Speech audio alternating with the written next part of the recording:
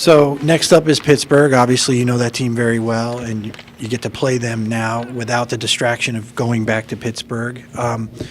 Scouting Pittsburgh, what jumps off the page? I know they're struggling, but still, there's a lot there, right? Yeah, I mean, they got some, obviously just like playing Tampa, they got high-end talent. They got some of the best players in the world. Their structure's great, good coach. They're great coach. I think right now they're just, they're struggling right now a little bit. It's probably not the greatest time you want to play them when they're struggling because they could ignite at any time. But they're just they're a team that's been through the wars, the experience, and they won 2 Stanley Cups back to back, so they're dangerous. I know you have talked about this before, but Mike Sullivan, just what have you learned from him, and what was that experience like for you in Pittsburgh, and now that he's coming here, what's that going to be like for you? Well, he's got his hockey IQ as a coach is very high. He's very decisive. He gathers his information and he goes with his knowledge and his gut to make decisions. And that's tough because sometimes they're not popular decisions. And I've learned a lot from that. And he believes in playing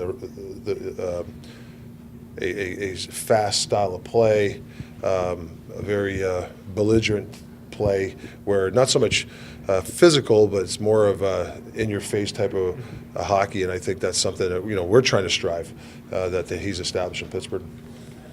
Rick, that last game against Pittsburgh, they scored 2 quick goals, but you kind of stabilized, and it was a pretty good game, actually.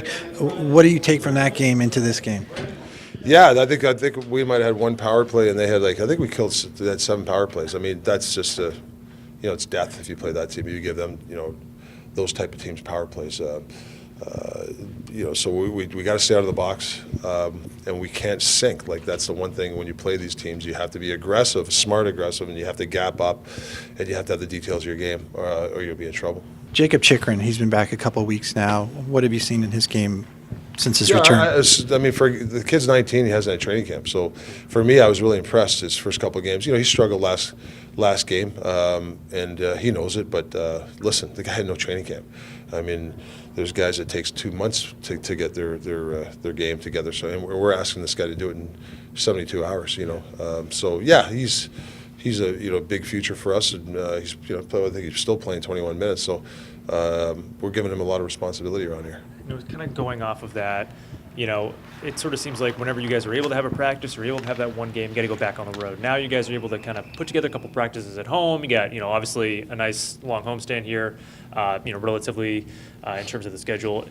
Is that nice for you guys, just being able to sort of get those practices together and not have to travel after, a result?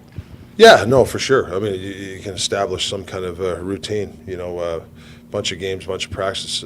Hockey players are creatures of habit, and they're structured guys. If you have good habits, that really helps you in games.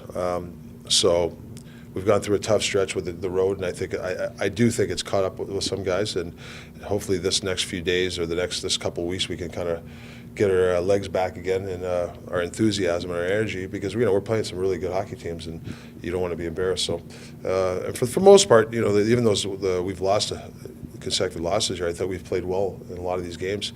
The Tampa Bay game obviously was an eye-opener because you could tell that we're not ready to play. Mm-hmm.